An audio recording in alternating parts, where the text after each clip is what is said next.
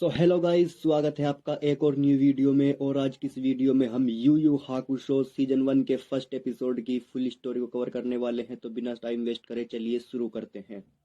Episode 1 की शुरुआत एक सड़क दुर्घटना से होती है, जहां कुछ लोगों की एक ट्रक के टकराने से मौत हो जाती है। जिन लोगों में एक लड़का भी होता है जिसका नाम यूसुके उरामेसी होता है। वह देखता है कि उसकी बॉडी को कुछ लोग एम्बुलेंस में ले जा रहे होते हैं, और उसकी फ्रेंड केको भी वहां होती है जो बहुत ज्यादा रो रही होती है। यूसुके को समझ नहीं आता कि यह सब क्या हो रहा है, मगर कुछ समय बाद उसे पता चलता है कि उसकी मौत हो चुकी है। और यहाँ से सीन 4 घंटे पहले शिफ्ट होता है और हमें एक शहर दिखाया जाता है जिसके बीचों बीच एक बहुत बड़ा हॉल होता है। और हम उस हॉल में से एक अजीब तरह के कीड़े को निकलते हुए देखते हैं। फिर हम यूसुके को देखते हैं जो स्कूल की छत पर बैठकर सिगरेट पी रहा होता है। तभी उसकी फ्रेंड केको उसे बुलाने के लिए आती है और कहती है, नीचे चलो, तुम्हें सर बुला रहे हैं। जब यूसुके नीचे पहुंचता है तो देखता है कि कुछ हरामी लड़के एक लड़के के साथ मारपीट कर रहे होते हैं और उससे उसके पैसे भी छीन रहे होते हैं। यूसुके उस लड़के की मदद करता है, मगर तभी उसके पीछे से उसे अपने सर की आवाज आती है।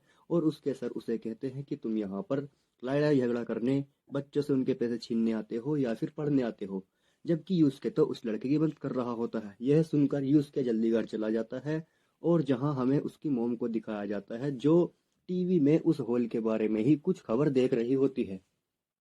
कुछ देर बाद यूसुके एक रेस्टोरेंट में खाना खाने के लिए जाता है। जहां यूसुके खाना खा रहा होता है, उसी रेस्टोरेंट के आसपास एक सड़क पर जाम लगा हुआ होता है, जहां हम एक ट्रक ड्राइवर को देखते हैं जो उस जाम में फंसा हुआ होता है।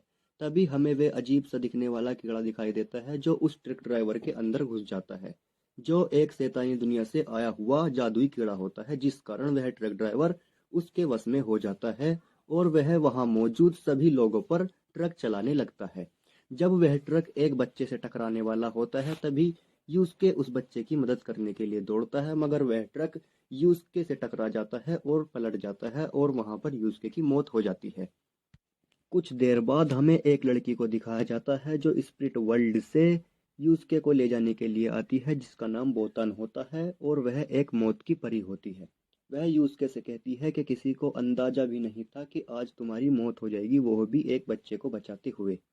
फिर वह लड़की यूसुके को स्पिरिट वर्ल्ड ले जाती है और अपने बॉस से मिलवाती है, जिसका नाम कोएनमा होता है। फिर कोएनमा यूसुके को उस कीड़े के बारे में बताता है और कहता है कि यह एक योकाई है जिसे मोकाइशु कहते हैं, और यह शैतानी दुनिया में पाया जाता है, मगर किसी वजह से यह इंसानी दुनिया में घुस रहे हैं। तुम्हें पता लगाना होगा कि यह इंसानी दुनिया में कैसे घुस रहे हैं, और इसके बदले मैं तुम्हें फिर से जिंदा कर दूंगा और तुम्हें मेरा स्पिरिट डिटेक्टिव बनना होगा। मगर यूसुके मना कर देता है और कहता है, मुझे जिंदा नहीं होना, वैसे भी मेरे मरने पे बहुत से लोग खुश हुए होंगे। यहाँ से सीन चेंज होता है और हमें एक बड़े बिजनेसमैन को दिखाया जाता है जो कसिनो में बहुत सारे पैसे हार चुका था। तभी उसके पास एक ब्लैक कोट पहना हुआ आदमी आता है, और वह तारुकाना से कहता है कि अपने सारे पैसे 22 नंबर पर लगा दो। और इस बार तारुकाने जीत जाता है। फिर तारुकाने उस आदमी से उस सिंक होल के बारे में पूछता है, और कहता है कि तुम पहले आदमी हो जिसे उस सिंक होल में इतनी दिलचस्पी है। क्या लगता है उसमें खजाना छुपा है? मगर वह आदमी कहता है, नहीं, मेरे लिए भी वह एक मामूली होल ही है जो शैतानी दुनिया से जुड़ा हुआ है और दिन पर दिन गहरा होता जा रहा है। से सीन चेंज होता है और हमें यूसुके को दिखाया जाता है जो बालकनी की एक दीवार पर बैठा होता है। तभी उसके पास बोतान आती है और कहती है, क्या तुम सच में जिंदा होना नहीं चाहते? पहले तुम देखो लोग तुम्हारे बारे में क्या सोचते हैं, उसके बाद कोई फैसला लेना। फिर हमें यूसुके का घर दिखाया जाता है जहां बहुत से लोग उसे श्रद्धांजलि देने के लिए आए हुए होते हैं। जब यूसुके अपने घर पहुंचता है तो देखता है वह हरामी लड़के भी वहां होते हैं जो किरीनों को फिर से मार रहे होते हैं। मगर वहां कुआबारा आ जाता है और वह किरीनों की मदद करता है। फिर यूसुके अपनी मोम और फ्रेंड को देखता है जो बहुत ज्यादा रो रहे होते हैं। अपनी मोम और फ्रेंड को बहुत ज्यादा दुखी देखकर यूसुके फिर से जिंदा होने के लिए मान जाता है। बोतान यह सब बताने के लिए कोएनमा के पास जाती है और कहती है, यूसुके जिंदा होने के लिए मान गया। फिर हम उन हरामी लड़कों को देखते हैं जो रात होने पर फिर से किरीनों को मार रहे होते हैं। मगर तभी हमें वह अजीब कीड़ा दिखाई देता है जो किरीनों के अंदर घुस जाता है और किरीनों उस कीड़े के वश में हो जाता है और किरीनों उन लड़कों को जान से मारने की कोशिश करता है, मगर किसी तरह वह लड़के अपनी जान बचाकर वहां से भाग जाते हैं। फिर हमें यूसुके का घर दिखाया जाता है जहां किसी वजह से यूसुके के घर में बहुत ज्यादा आग लग जाती है और यूसुके की बॉडी घर के अंदर ही होती है।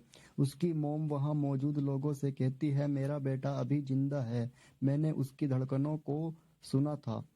केको भी वहीं पर खड़ी हुई होती है और यह सब सुनकर केको यूसुके की बॉडी को बचाने के लिए घर के अंदर चली जाती है, मगर धुएं के कारण केको बेहोश हो जाती है। फिर वहां यूसुके आ जाता है और वह केको को बचाने के लिए घर के अंदर जाता है।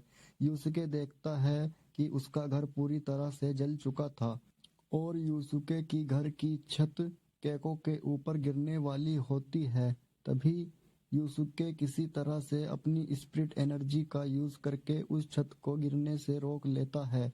फिर वह कोएनमा से कहता है, मेरी मदद करो। तभी कोएनमा यूसुके से कहता है, क्या तुम मेरे स्पिरिट डिटेक्टिव बनने के लिए तैयार हो? यूसुके मान जाता है और कोएनमा सही समय पर यूसुके को जिंदा कर देता है और कोएनमा यूसुके को बताता है कि एक लड़का योकाई के वश में हो चुका है, तुम्हें उसे रोकना होगा। यूसुके फिर केको को बाहर निकालता है और अपनी मॉम के पास छोड़कर चला जाता है क्योंकि उसे उस लड़के को रोकना था जो योकाई के वश में हो चुका था। और यहाँ किरीनो और यूसुके के बीच खतरनाक लड़ाई होती है जहाँ किरीनो यूसुके पर भारी पड़ रहा होता है, मगर फिर से किसी तरह यूसुके अपनी स्पिरिट एनर्जी का इस्तेमाल करके किरीनो को अंदर से उस कीड़े को निकाल देता है और मार डालता है। फिर यूसुके अपनी मॉम और दोस्त से मिलने के लिए जाता है, अपने बेटे को जिंदा देखकर, और केको अपने दोस्त को जिंदा देखकर बहुत ज्यादा खुश होते हैं। तान कोएनमा से कहती है कि आज यूसुके की वजह से सब बच गए, मगर कोएनमा कहता है अभी तो बहुत से खतरे बाकी हैं, यूसुके को और सीखना होगा। यहाँ से सीन चेंज होता है और हम बहुत सारे राक्षसों को देखते हैं। फिर हम 3 योकाई को देखते हैं जो उन राक्षसों को मार रहे होते हैं। उन राक्षसों को मारकर वह तीनों योकाई उन तीनों ऑब्जेक्ट को प्राप्त कर लेते हैं जिनके बारे में कोएनमा बोतान को बता रहा था। यह तीनों योकाई कौन होते हैं और वह इन तीनों ऑब्जेक्ट को क्यों प्राप्त करना चाहते थे, इस बारे में पता लगने से पहले ही फर्स्ट एपिसोड खत्म हो जाता है।